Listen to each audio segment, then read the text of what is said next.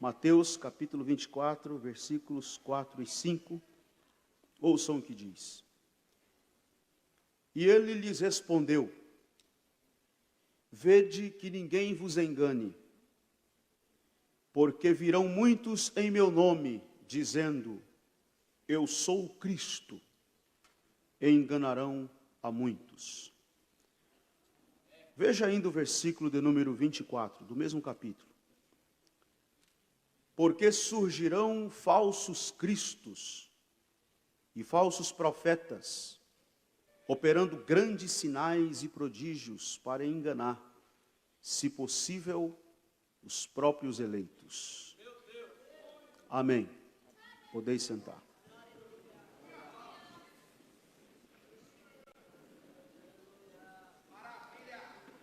Queridos, eu quero começar minha pregação hoje à noite fazendo a seguinte pergunta: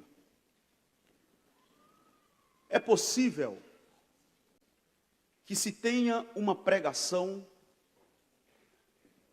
e com esta pregação pareça estar falando de Jesus, alguém até pense que esteja falando de Jesus, e na verdade não está falando de Jesus?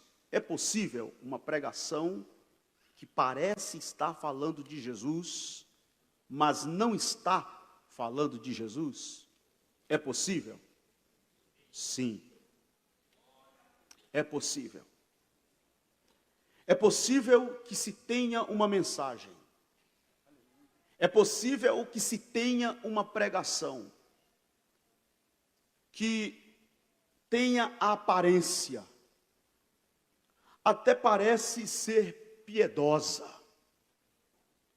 até tem os trejeitos, até tem o traquejo do púlpito, parece ser até cativante, pode soar até muitíssimo interessante, mas no seu cerne, no seu conteúdo, no seu eixo, ela não está falando de Jesus.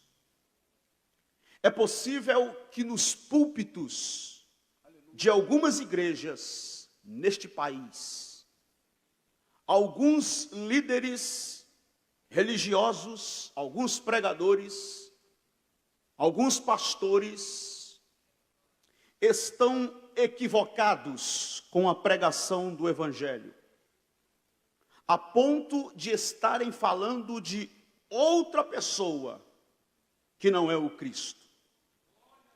Infelizmente, meus queridos irmãos, da maneira como nós temos visto o movimento evangélico brasileiro, da maneira como líderes religiosos, pastores, pregadores, evangelistas, especialmente nos programas evangélicos do rádio e da televisão, e nos púlpitos das igrejas evangélicas neste país, da maneira como estão se comportando, da maneira como estão apresentando um evangelho que na verdade não é o evangelho, é como disse Paulo, é um outro evangelho, não é o de Jesus.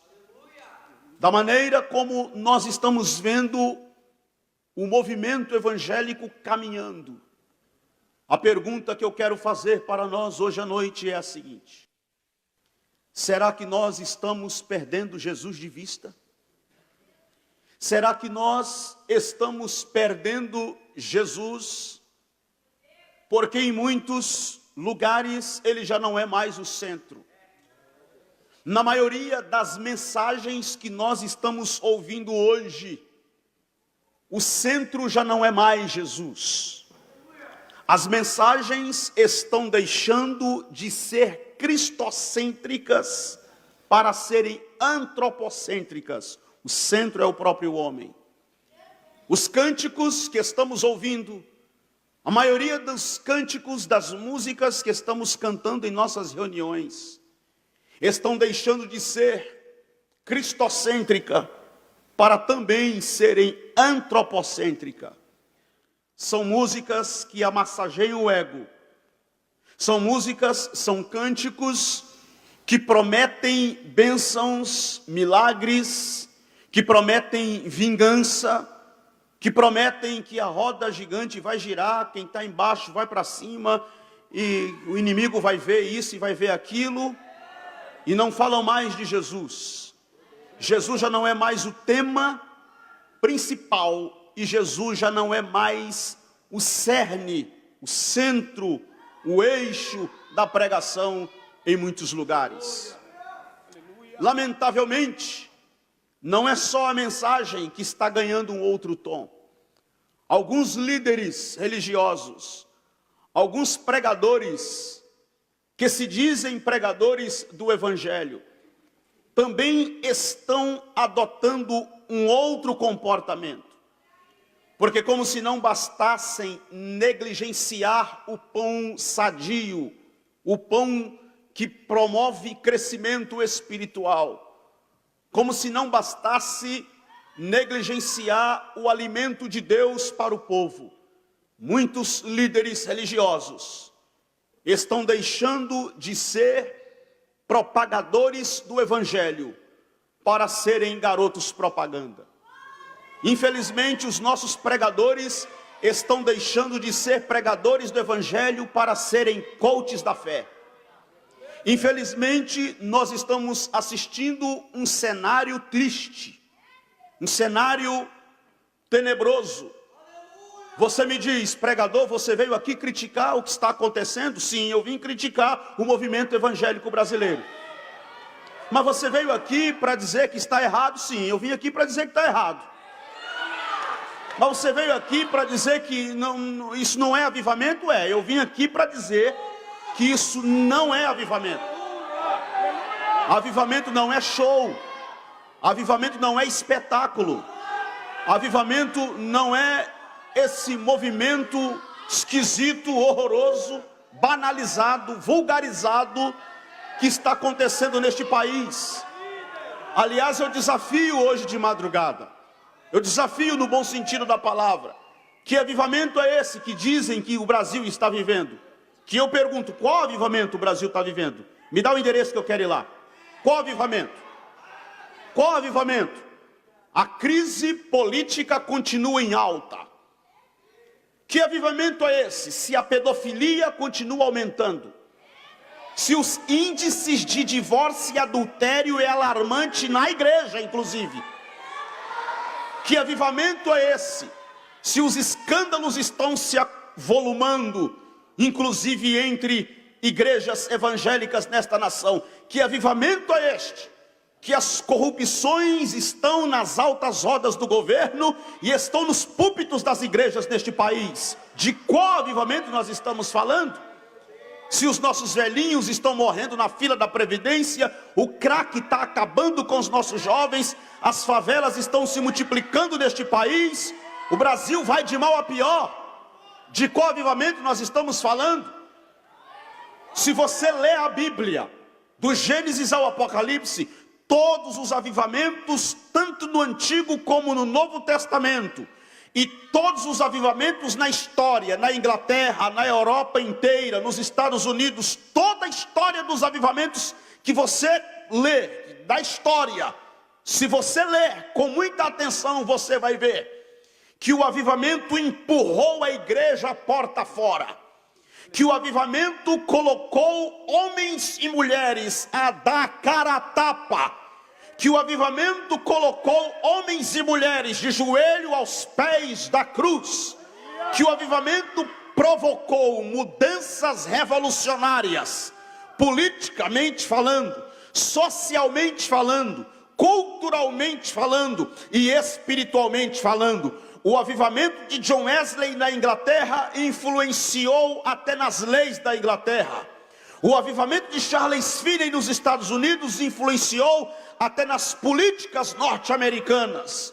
E o texto bíblico diz que quando Paulo pregou na cidade de Éfeso, aconteceu um avivamento tão grande, que a Bíblia diz que os efésios foram para as praças públicas, queimaram os seus livros de bruxaria, os seus amuletos, os seus ídolos, queimaram em praça pública, e a Bíblia diz que os efésios batiam no peito e confessavam em praça pública os seus pecados. É este avivamento que o Brasil está precisando. O Brasil não está precisando deste falso avivamento que está aí, esse oba-oba barato, esse movimento de show gospel, de balada gospel, de marcha para Jesus. O que o Brasil está precisando não é disso. O que o Brasil está precisando não é desses movimentos que a pessoa não muda, o caráter não muda, continua mentindo, roubando, prostituindo, cantando a mulher dos outros pelas redes sociais, continua metido na corrupção. Não, não é isso. O Brasil precisa ver uma igreja séria, que ainda crê no poder da cruz e que serve o coração de Deus com interesse de alma, com interesse de espírito. E meus queridos irmãos, por que eu faço esse comentário com vocês hoje aqui de madrugada? Porque a igreja evangélica brasileira precisa voltar a falar de Jesus. Os pregadores precisam voltar a falar de Jesus. Ele é o tema da nossa pregação. Ele é o astro do show. Ele é a estrela que brilha entre nós. O palco é dele, a igreja é dele. A luz tem que brilhar para Ele, porque Ele é o Senhor. Ele é a luz que ilumina. Ele é o dono do louvor, o dono da glória, o Senhor Jesus Cristo. Então precisamos resgatar a centralidade da mensagem do Evangelho, que é a pessoa de Jesus Cristo Nazareno. E eu devo lhes dizer que não há uma mensagem mais encantadora do que a mensagem de Jesus Cristo Nazareno. Não há nenhuma mensagem mais nobre, mais bela, mais preciosa, mais fascinante, mais cativante do que a mensagem da pessoa de Jesus Cristo Nazareno. Eu pessoalmente fico maravilhado e fico me perguntando o seguinte: como que aquele menino que nasceu há mais de 2000 anos atrás, num contexto totalmente diferente do nosso, há mais de 2000 anos antes de nós, ele nasceu em Belém, numa simples manjedoura, nas caladas da madrugada, enquanto todos dormiam, os anjos cantarolaram e anunciaram nos céus. E apenas um punhado de pastores que guardavam seus rebanhos ouviram a mais espetacular de todas as notícias que o universo já pôde ouvir. Hoje, na cidade de Davi, nasceu o Salvador, que é Cristo o Senhor. Há mais de 2000 anos, ele nasceu naquela manjedoura. Eu fico impressionado e maravilhado. E me pergunto como que aquele pobre menino que nasceu na manjedoura, que era filho de uma camponesa pobre, Maria, sua mãe, era uma adolescente, porque ela não tinha mais do que 14 anos, desde que o anjo do Senhor apareceu a ela e lhe deu a notícia de que ela seria mãe do Salvador. Ele que era filho do carpinteiro de Nazaré, José, o seu pai de criação, porque José topou o desafio. Ele teve um sonho, o anjo do Senhor apareceu a ele e disse: José, não temas, o que está gerado no ventre de Maria é do Espírito Santo de Deus. E José creu e aceitou o desafio de cuidar do Filho de Deus, como se fosse o seu próprio filho. Ele arcou com todas as consequências, ele aceitou o desafio. E eu fico impressionado como que aquele menino de Nazaré, que foi criado no precário vilarejo, que a Bíblia chama de Nazaré, cidade de Nazaré, mas os grandes pesquisadores dizem que nos dias em que Jesus foi criado lá, Nazaré não tinha mais do que 90 casas. Nazaré era um precário vilarejo que não tinha mais do que 90 casas. Ele foi criado lá, num mundo diferente do nosso, num mundo que não conheceu luz elétrica, num mundo que não conheceu o mundo virtual, as redes sociais, o mundo da internet. Como que este homem, Jesus o Nazareno, que não produziu nada na dimensão da literatura, não escreveu uma só linha de absolutamente nada, apesar de ter viajado exaustivamente quilômetros e mais quilômetros a pé, mas nunca saiu do seu país de origem. Ele nunca foi na porta de Pilatos, nem de Herodes, fazer nenhum acordo político. Ele que nunca foi na porta das elites políticas e religiosas do seu tempo fazer nenhum conchavo político, para que seu discurso saísse bem na fita, para que seu discurso fosse bem aceito. Como que este homem, que não foi parceiro das elites políticas e religiosas do seu tempo, muito pelo contrário, ele foi perseguido, ele foi caluniado, ele foi mal falado pelos seus contemporâneos, pelas elites religiosas do seu tempo, que olhavam ele como um subversivo da ordem, que viam ele como alguém capaz de provocar um tumulto tão grande, que a única conclusão que eles chegaram: ele deve morrer, nós precisamos matá-lo, nós precisamos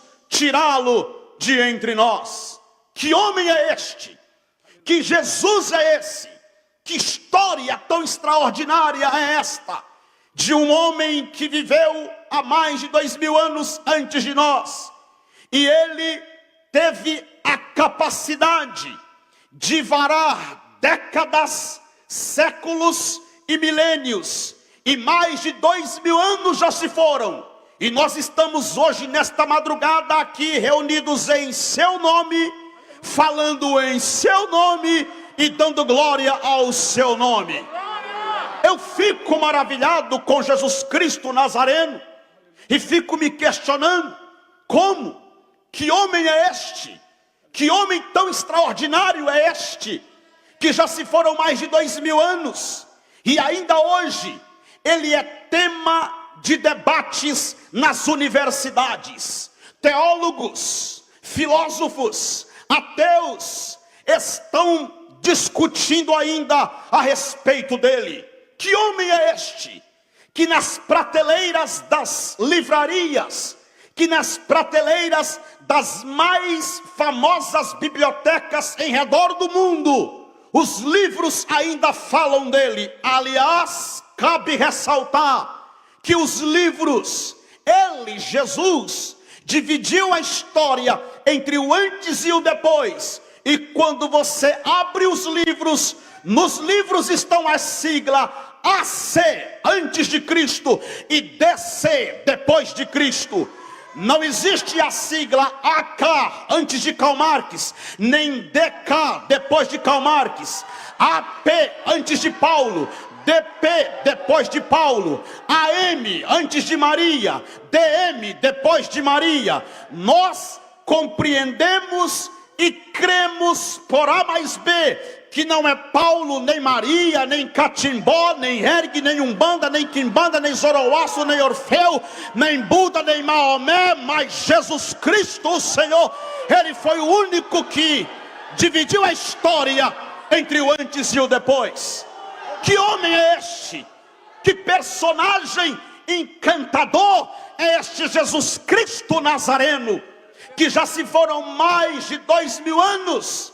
E mais de 2000 anos, ele ainda é a razão do sorriso inocente da criança. Ainda hoje, ele é a grande inspiração da poesia do poeta. E ele é a esperança nos lábios da mãe aflita que clama pelo seu filho. Eu fico maravilhado com Jesus Cristo, porque na história da humanidade, homens falaram contra ele.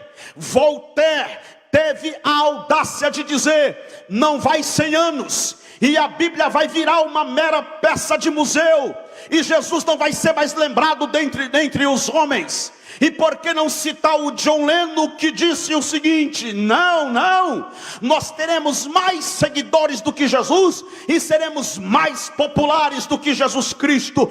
E Karl Marx, que atacou o cristianismo e disse: a religião é o ópio do povo, num ataque frontal ao cristianismo. Já se foram algumas décadas e séculos da história, e nem Voltaire, nem Karl Marx, nem John Lennon está entre os homens, e a Bíblia continua sendo best-seller mundial, e o nome de Jesus Cristo continua adorado no céu, invocado na terra e respeitado no inferno pelos demônios.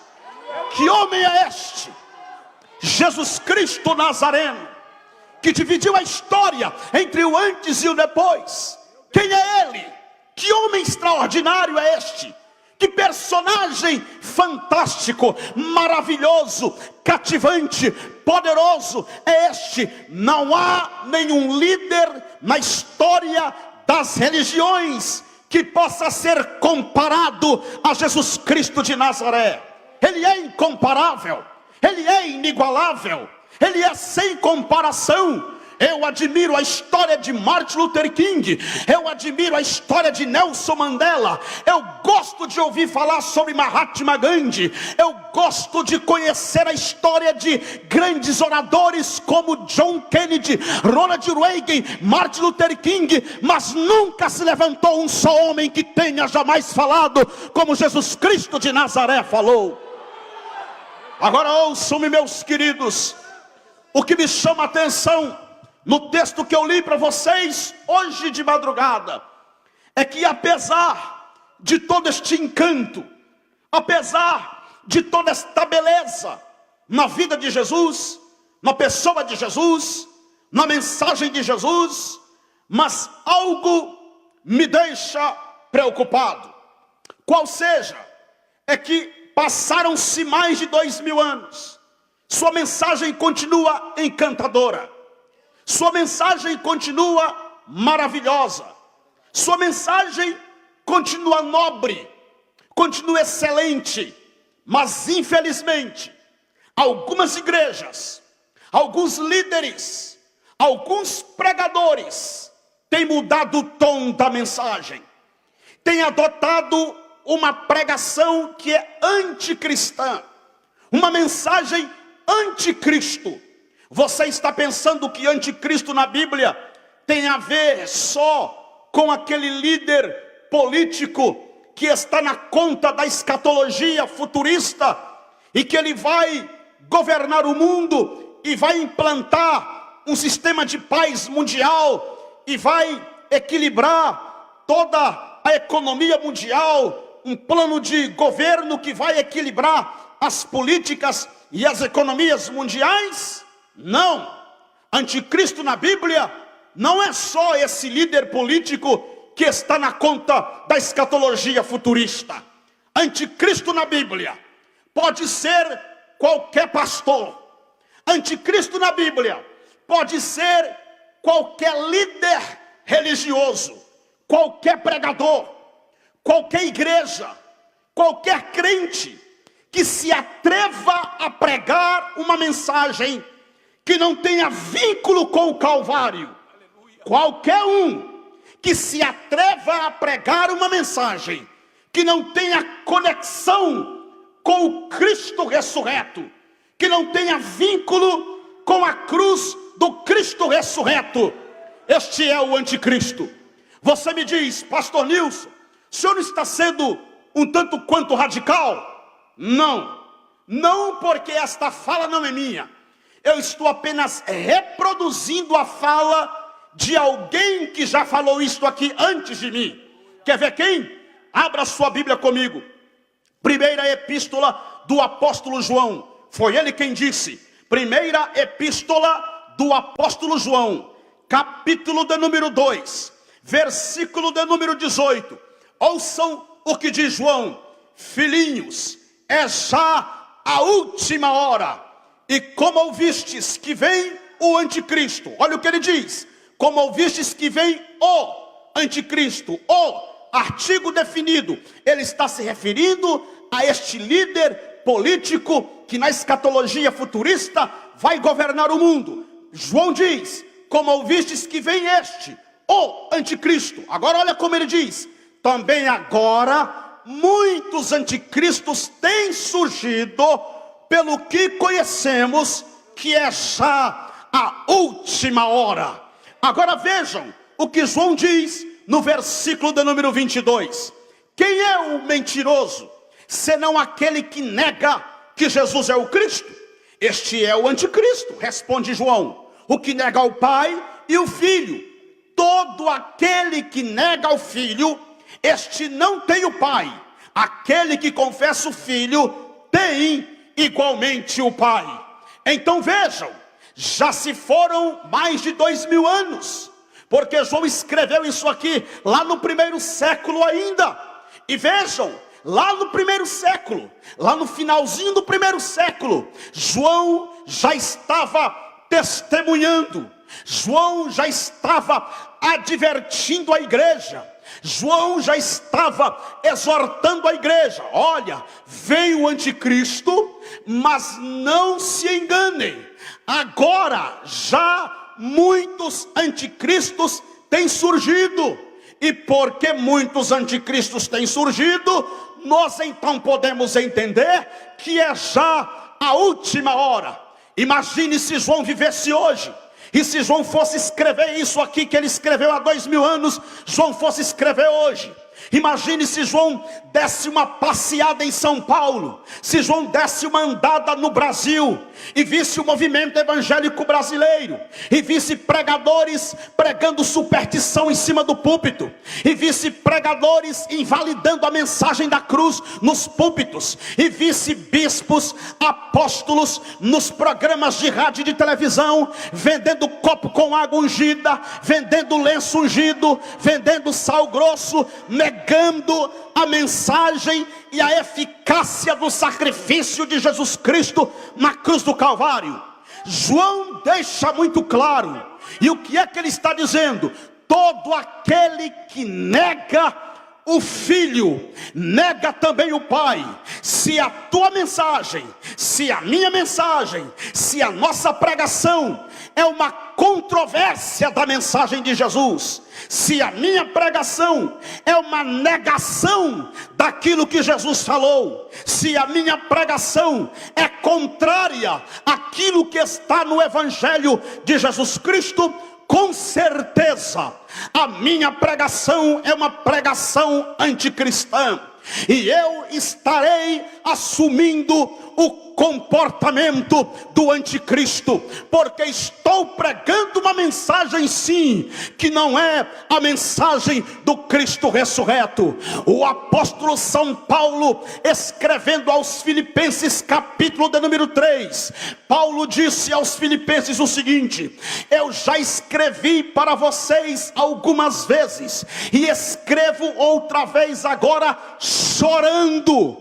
porque há muitos no meio de vós que são inimigos da cruz de Cristo. Na carta que ele escreve aos Gálatas, Paulo escreve a carta aos Gálatas para desmistificar toda sorte de superstição que estavam querendo implantar na igreja, um processo de judaização da fé que estavam querendo implantar na igreja cristã lá nas regiões da Galácia. Aí Paulo escreve no capítulo 5 dizendo: foi para a liberdade que Cristo nos libertou. Foi para a liberdade que Cristo nos libertou. Por que que vocês estão querendo se submeter outra vez ao jugo da escravidão? Sabe o que é que Paulo estava querendo dizer?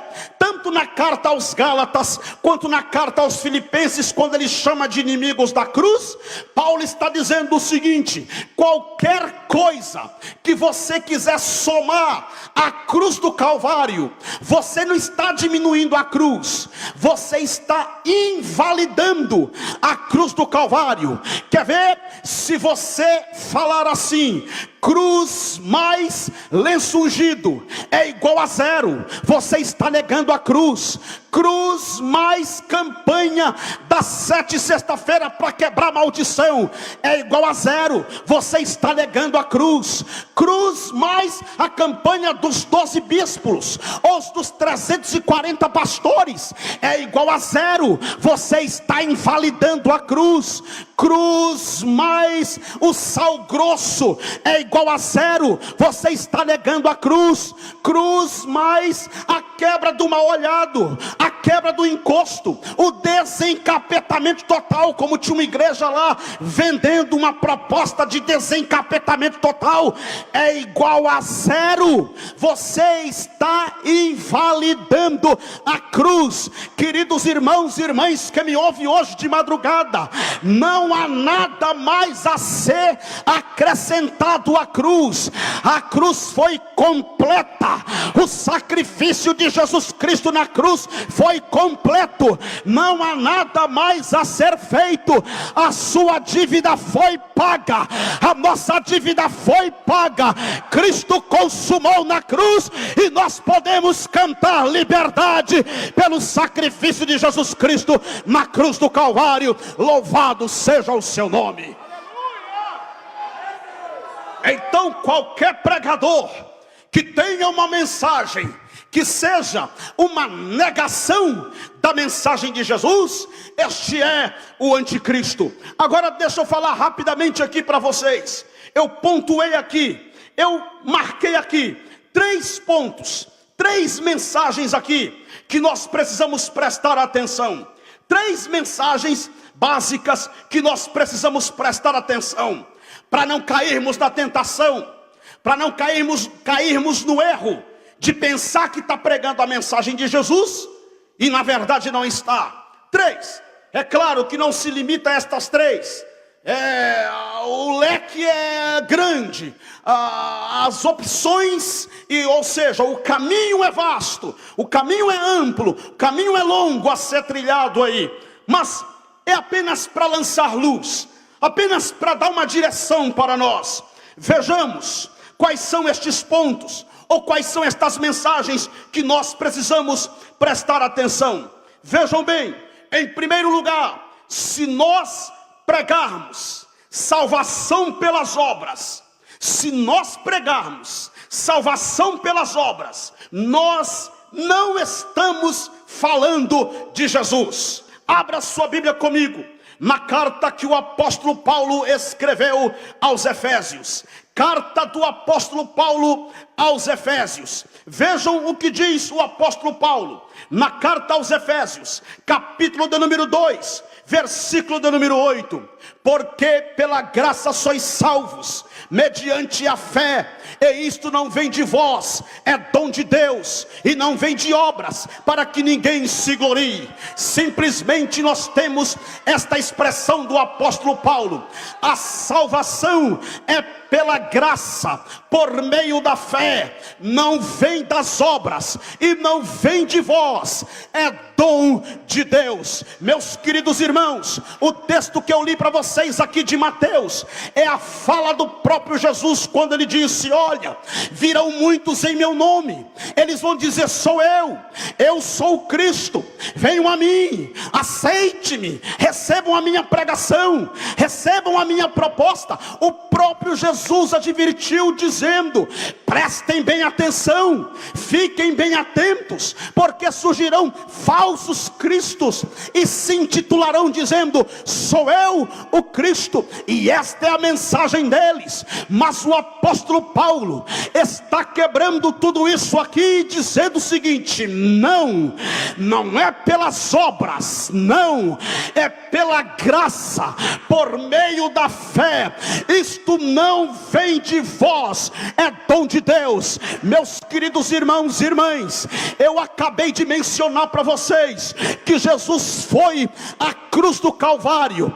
Ele foi pregado entre 2 ladrões naquela rude cruz, e naquela rude cruz ele bradou dizendo: consumatum est, em latim, está consumado, que é a palavra tetelestai, está feito, está pago, está pronto, não devemos mais nada.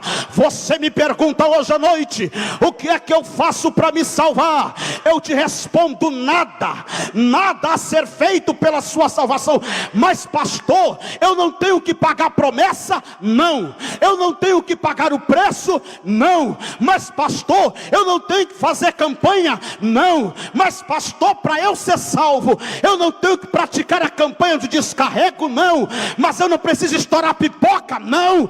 Eu não preciso fazer ritual religioso? Não. Eu não preciso de vela amarela, vela vermelha, vela preta, vela cor-de-rosa? Eu te digo não. Por que não? Porque quando ele bradou: está consumado, o véu do santuário rasgou-se de alto a baixo. Está pago, está feito, toda a dívida foi paga, toda a dívida foi paga, toda a dívida foi paga, o preço já foi pago pelo sangue derramado na cruz do Calvário. Louvado seja o seu nome.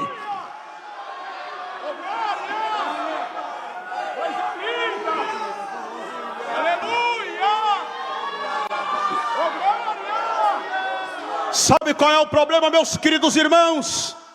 O grande problema é que, infelizmente, nós estamos tendo um evangelho carregado de superstição na igreja evangélica brasileira pós-moderna. Eu preciso dizer isso aqui. Estamos vendo um evangelho supersticioso. Estamos vendo um cristianismo carregado de paganismo na igreja evangélica brasileira. Há 2 anos, ou seja, há 2 anos, o ano retrasado, 2017, vai completar 2 anos em outubro desse ano, foi comemorado, foi celebrado no mundo inteiro 500 anos da reforma protestante. 500 anos, desde que o monge agostiniano Martinho Lutero fixou as suas 95 teses na catedral, na porta da catedral da igreja do Castelo, em Wittenberg, na Alemanha, e deflagrou o processo da reforma protestante. O que eram essas 95 teses de Lutero? Ele estava combatendo a vida das indulgências. Ele estava combatendo exatamente isto aqui que Paulo está pregando, que a salvação é pela graça, não é pelas obras. E Lutero leu o texto de Paulo na carta aos Romanos, capítulo 1, versículo 17: o justo viverá da fé. E Lutero confirma dizendo: é pela graça, não é o Papa que tem autoridade sobre a salvação, não é a igreja romana que tem autoridade sobre a salvação, é Cristo Jesus. Já foi pago, já foi pago. Você não tem que comprar cadeira no céu, você não tem que comprar terreno no céu, você não tem que comprar, não. Lutero estava combatendo a superstição, a vida das indulgências, o culto ao Papa. Lutero estava contestando esta intermediação que o Papa quer fazer entre os homens e Deus. E porque Paulo escreveu, Lutero estava combatendo porque Paulo escreveu dizendo que há um só mediador entre Deus e os homens, e esse mediador não é o Papa, não é o padre, não é o pastor, não é o pregador, não é o cantor. Esse mediador é Cristo, é Cristo, é Cristo. Ele é o mediador entre Deus e os homens. Lutero combateu. Passaram-se 500 anos, pastor Ivaí, 500 anos, e a igreja evangélica brasileira comemorou, celebrou 500 anos da reforma. Mas permita-me eu fazer este questionamento aqui: o que é que a igreja brasileira pode comemorar? O que? O que a igreja brasileira pode comemorar? Porque a venda das indulgências voltaram, com outros rótulos, mas voltaram. Copo com água, lenço ungido, Bíblia aberta no Salmo 91, chá do Salmo 23, chá do Salmo 91. A idolatria com cantor, com pregador. Não adianta jogar pedra na igreja católica, não adianta falar do Papa. Aqui dentro da igreja também, se vem pregador famoso eu vou, se não vem eu não não vou. Se vem cantor famoso, eu vou. Se não vem, eu não vou. Infelizmente, a igreja evangélica brasileira está viciada com show, está viciada com teatro. Quanto mais teatro fazer o pregador, mais ele é bom. Quanto mais arruaça fazer o cantor, mais ele é bom. Eu venho aqui hoje à noite dizer, com temor e tremor diante de Deus, o nosso compromisso é com a cruz, o nosso compromisso é com o Cristo ressurreto.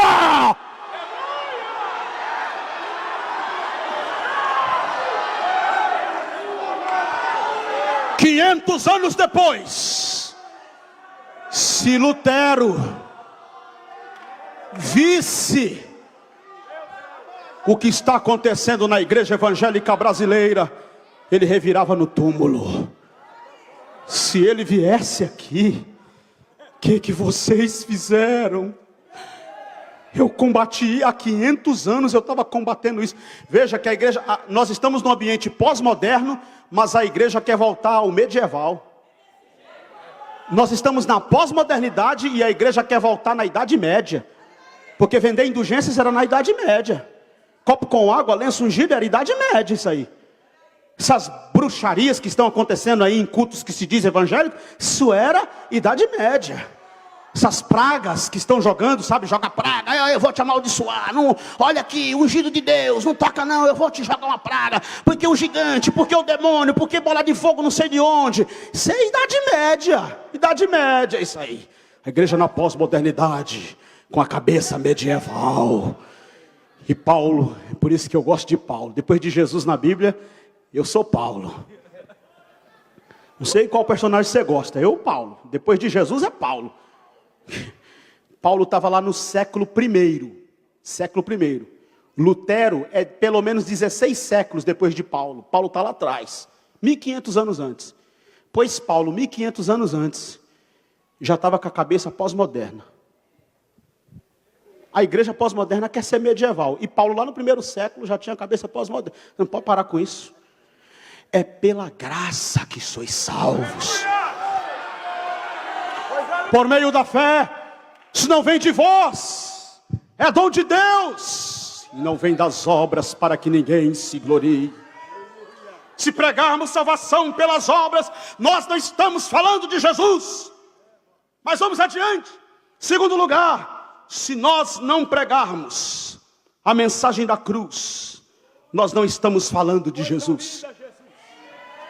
Se não pregarmos a mensagem da cruz, nós não estamos falando de Jesus. Abra sua Bíblia comigo. Primeira carta que escreveu o apóstolo Paulo aos Coríntios, capítulo de número 1, versículo de número 18. Ouçam o que diz o apóstolo Paulo na primeira carta aos Coríntios, capítulo 1, versículo 18. Certamente a palavra da cruz é loucura para os que se perdem, mas para nós que somos salvos, poder de Deus. Pois está escrito: destruirei a sabedoria dos sábios e aniquilarei a inteligência dos instruídos. Onde está o sábio? Onde o escriba? Onde o inquiridor deste século? Porventura não tornou Deus louca a sabedoria do mundo? Visto como na sabedoria de Deus o mundo não conheceu por sua própria sabedoria, aprove a Deus salvar os que creem pela loucura da pregação. Porque tanto os judeus pedem sinais, como os gregos buscam sabedoria, mas nós pregamos a Cristo crucificado, escândalo para os judeus, loucura para os gentios, mas para os que foram chamados, tanto judeus como gregos, pregamos a Cristo, poder de Deus e sabedoria de Deus. Se não pregarmos a mensagem da cruz, nós não estamos falando de Jesus. Meus queridos irmãos, é lamentável que hoje nas igrejas evangélicas fala-se de tudo. Fala de demônios, alguns lugares até entrevista. O que é que você quer? O que é que você veio fazer? Para onde você vai? Qual é o seu nome? Olha aí, tá vendo igreja? Vou mandar sair daqui e entrar aí. E fica aquela agonia, fica aquele alvoroço, aquela coisa. Vira um show, vira um espetáculo. Aí vai, demônios, anjos, e disso, e daquilo. E conta a história de fulano, e conta a história de Beltrano. Mas não fala de Jesus. A cruz não aparece. hora nenhuma, em momento nenhum, deixa eu te dizer, se nós estamos pregando Jesus do púlpito da igreja, se nós estamos pregando Jesus do púlpito da igreja, nós não podemos esquecer o que o apóstolo Paulo escreveu na carta aos Colossenses, capítulo de número 2, da carta do apóstolo Paulo aos Colossenses, versículo de número 14. Ouçam o que diz o apóstolo Paulo: tendo cancelado o escrito de dívida que era contra nós e que constava de ordenanças, o qual nos era prejudicial, removeu-o inteiramente, encravando na cruz, e despojando os principados e as potestades, publicamente os expôs ao desprezo, triunfando deles na cruz. Esta é a nossa pregação, esta é a nossa mensagem. O apóstolo Paulo, ainda na primeira carta aos Coríntios, capítulo 2, versículo do número 2, Paulo escreveu dizendo: eu decidi nada saber entre vós, a não ser Jesus Cristo e este crucificado. Deixa eu dizer a vocês, meus queridos irmãos, a lente de leitura da Bíblia é Jesus. Você quer compreender alguma coisa a respeito de Deus? Então você precisa conhecer Jesus. Você quer compreender alguma coisa a respeito do Evangelho? Então você precisa conhecer Jesus. Ele é a lente, é os óculos com os quais nós devemos ler a Bíblia. Acontece que nós estamos ouvindo uma enxurrada de informações. Permita-me, queridos, não se sintam em desconforto, não me interpretem mal. Eu não vim aqui jogar pedra em ninguém, não vim aqui criticar ninguém, Deus que me guarde disso. Mas é preciso que se fale, porque não é possível, eu não posso me calar diante disso que está aí, eu não posso me calar diante desse cenário que está aí. Eu não consigo compreender, eu não consigo entender como que alguém fica preocupado em querer passar informação. É o grego, é o hebraico, é porque eu ouvi isso, é porque eu descobri com quem foi que a mulher de Caim, com quem foi que Caim casou, quem era a mulher de Caim, é porque eu descobri o nome da mulher de Jó, é porque e daí, mesmo que você tenha descoberto isso, o que tem a ver comigo? O que tem a ver com a igreja hoje? O que isso vai acrescentar? Lá na sala de aula, ok, vale a pena o debate, vale a pena a discussão, mas na igreja, no ar livre, no palanque, no púlpito, o povo precisa conhecer a Jesus, o povo precisa entender a respeito de Jesus. Ele é o centro, Jesus é o centro, Jesus é o centro. Aleluia, aleluia, aleluia, aleluia. Se você pegar a Bíblia e você falar assim: eu vou ler a Bíblia e quero encontrar Jesus do Gênesis ao Apocalipse, pois então eu te desafio, pode ler, você vai encontrar Jesus do Gênesis ao Apocalipse. Se você ler Gênesis, Êxodo, Levítico, Números e Deuteronômio, eles estão apontando quem? Cristo. Leia a Bíblia, você vai chegar nos livros históricos que começam em Josué, eles estão apontando quem? Cristo. Continue lendo a Bíblia, você vai chegar nos livros poéticos que começam em Jó, eles apontam Cristo. Chega, vai lendo, e você vai chegar nos livros proféticos que começam em Isaías, eles apontam quem? Cristo. Continue lendo, você chega no Novo Testamento, Mateus, Marcos, Lucas e João, eles estão falando do que? Nascimento, obra, morte e ressurreição de Cristo. Leia a Bíblia, você vai chegar no livro de Atos dos Apóstolos. O que tem lá em livro de Atos dos Apóstolos? Nós temos uma igreja movida no poder do Espírito Santo que prega Cristo. Continue lendo a Bíblia e você vai chegar nas cartas de Paulo. Qual é o grande tema de Paulo? Paulo diz: Cristo, Cristo, Cristo, Cristo é o tema tema da minha pregação. Leia a Bíblia, você vai chegar nas cartas gerais. Qual é o assunto das cartas gerais? Capítulo 1, versículo 1 da carta aos Hebreus está escrito: antigamente Deus falou aos pais pelos profetas, mas nesses últimos dias Ele tem nos falado por intermédio do seu Filho, Jesus Cristo, a quem constituiu sobre todas as coisas. Leia a Bíblia e você vai chegar no livro do Apocalipse. Qual é o tema do Apocalipse? Não é a besta, não é o dragão, não são as 7 pragas, não são as 7 taças. Qual é o tema do Apocalipse? Não são as 2 testemunhas, não são 144 mil. Qual é o tema do Apocalipse? O Cordeiro que foi morto, mas vive para sempre. Cristo, Cristo, Cristo, Ele é o tema.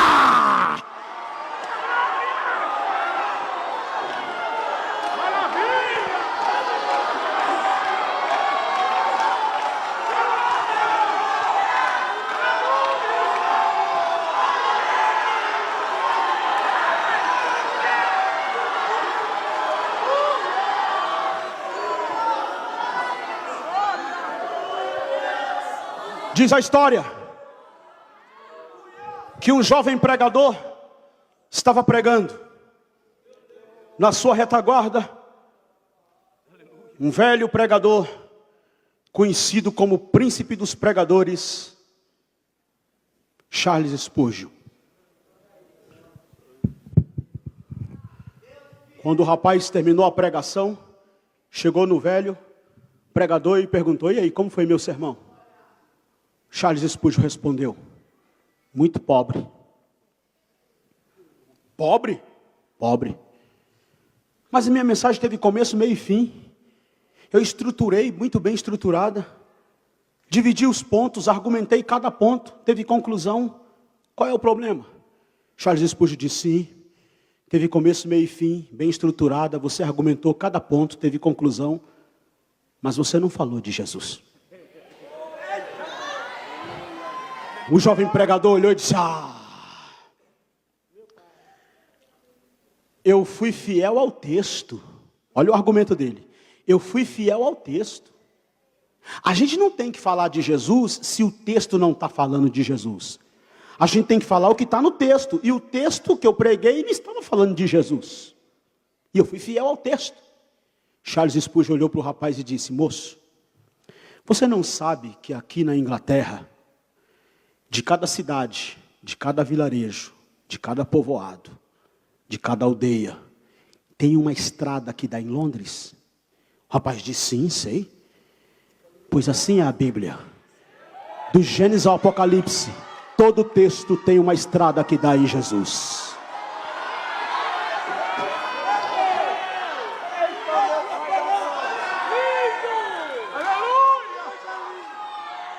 Todo texto tem uma estrada que dá em Jesus.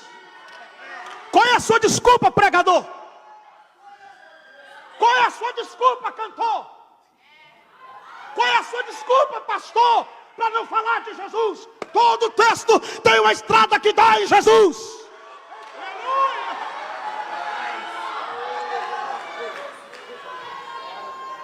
Ou resgatamos Jesus para o centro da nossa mensagem, ou o evangelho que estamos pregando é papo furado. Como eu me emociono. Ainda hoje eu não consigo falar sem chorar. Da minha adolescência, eu, um menino de 14 anos, que eu comecei a pregar com 7 anos. E com 14 anos, desfolhando os livros do Orlando Boyer, que escreveu o clássico Os Heróis da Fé. E eu lendo as histórias dos grandes homens, e o grande segredo de cada um deles foi que eles anunciaram Jesus.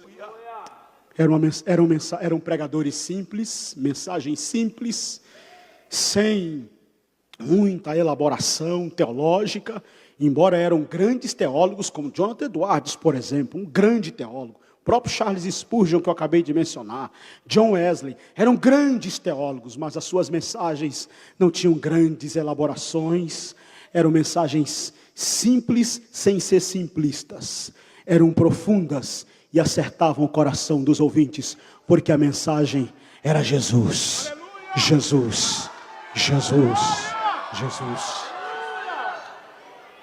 Começo de 2016 eu viajei aos Estados Unidos e tive o privilégio de visitar a casa do reverendo Billy Graham, o maior evangelista do século 20. Faleceu ano passado aos 99 anos de idade.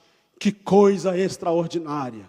O jovem Billy Graham, que serviu ao Senhor toda a sua vida, pregando o evangelho por um período de 60 anos. Seu ministério somou 60 anos, pregando o evangelho ininterruptamente, de norte a sul, de leste a oeste, pregou em todos os continentes deste planeta, viajou em inúmeros países, realizou mais de 400 cruzadas, entre elas inclusive várias aqui no Brasil, e ganhou mais de 3 milhões de vidas para Cristo. Qual era a mensagem do Billy Graham? Jesus, Jesus, Jesus. A cruz de Jesus, a cruz está vazia, a cruz do Cristo ressurreto, aleluia, aleluia. Tem uma cruz, houve uma cruz, e porque houve uma cruz, nós podemos hoje celebrar a nossa vida e dizer livres, livres, finalmente livres, porque houve uma cruz, houve alguém pendurado em uma cruz e resgatou-nos da nossa vã maneira de viver. Eu fico me perguntando o que deu errado. O que foi que deu errado com o movimento pentecostal no Brasil, que desembocou-se num movimento neopentecostal? Que foi que deu errado? Que a maioria dos pregadores estão abandonando a mensagem da cruz, que a mensagem está tomando outro rumo, está ganhando outro tom. Nesta madrugada, o Espírito de Deus está chamando moças e rapazes aqui. Ouça isto, porque é profético o que vou dizer agora. Deus quer levantar pregadores nesta última hora, mas chega de estrelinha, chega de estrelinha, chega de bambambam, chega de pregador que quer se levantar para competir agenda, para concorrer agenda, para disputar público. Ele está contando com pregadores que se levantem com autoridade, com ousadia, e estejam dispostos a pregar a cruz, nada mais do que a cruz. Eu vou terminar.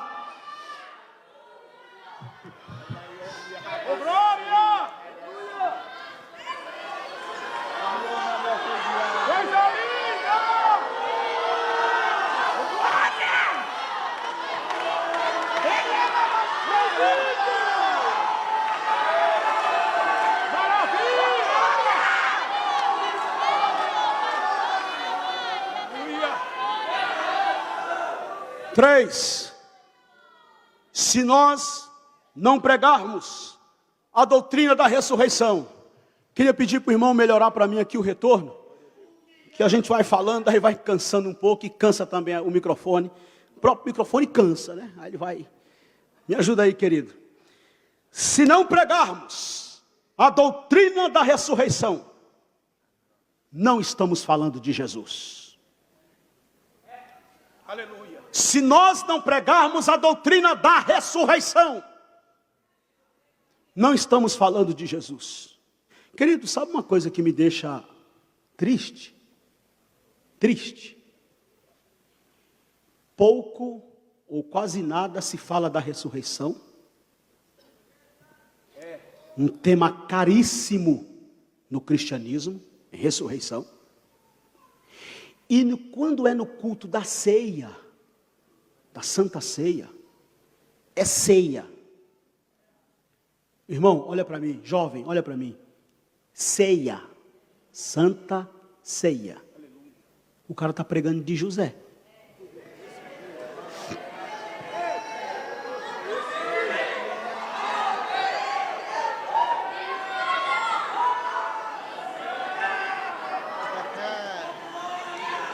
Não é um memorial? Não, a ceia não é um memorial. É ou não é? memorial. Fazem isso todas as vezes em memória de mim. Não é um memorial. O culto da ceia não é a maior celebração cristã que os cristãos celebram. Morte e ressurreição de Jesus.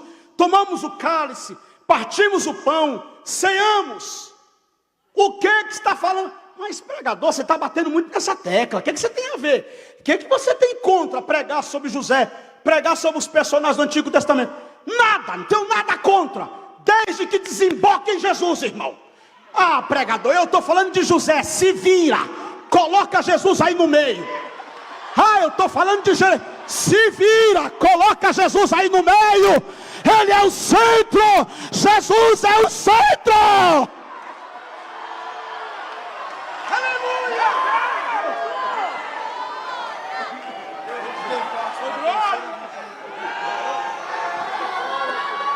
Recalaxende manassia alabada. A ressurreição. Jesus ressuscitou dentre os mortos. Ele ressuscitou dentre os mortos. E a mensagem mais fenomenal, mais extraordinária, mais impactante que nós temos para anunciar a este mundo é que aquele que morreu, ressuscitou ao terceiro dia, tomou a chave do inferno e da morte e está vivo para sempre. A ressurreição é um tema caríssimo no cristianismo. Sabe por quê? Porque é só no cristianismo que tem um túmulo vazio. O hinduísmo não pode pregar a doutrina da ressurreição. Pode até pregar, mas não faz sentido para o hinduísmo. Mahatma Gandhi não ressuscitou. O budismo também até pode pregar, mas não faz sentido porque Buda não ressuscitou. O islamismo também pode até pregar, mas não faz sentido porque Maomé não ressuscitou. O espiritismo também, porque Allan Kardec não ressuscitou. Mas no cristianismo era domingo de madrugada e as 3 mulheres foram visitar o túmulo de Jesus, e para surpresa delas, a pedra estava fora do lugar, e elas tentaram ver se viam alguma coisa, não viram nada. O lenço dele estava dobrado lá, e o anjo do Senhor surpreendeu dizendo: por que buscai dentre os mortos aquele que não está aqui? Porque já ressuscitou, já ressuscitou. Aleluia, aleluia, aleluia, aleluia. Meus queridos irmãos e irmãs, moças e rapazes que estão me ouvindo, aleluia. Eu estou feliz aqui nesta vigília, pastor Ivaí, porque eu vejo aqui um auditório bem rejuvenescido, um auditório muito jovem. Tem muitos jovens aqui, vários irmãos aí já maduros na idade, mas uma grande maioria aqui de jovens. E que bom que eu estou vendo esta juventude aqui. Sabe por quê, jovens? Porque Deus já não conta mais com ninguém.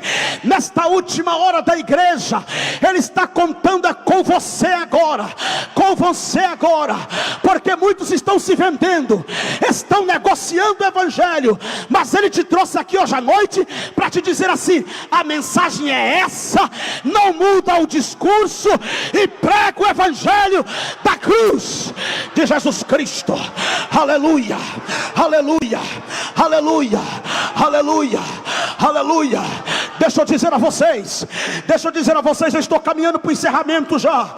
O que tornou a mensagem de Cristo diferente dos sistemas religiosos dos seus dias é que Ele ressuscitou dentre os mortos. Veja comigo no livro de Atos dos Apóstolos, capítulo de número 17, versículo de número 18.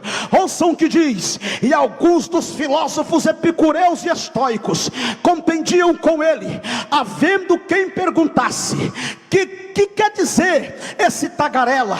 E outros diziam: parece pregador de estranhos deuses.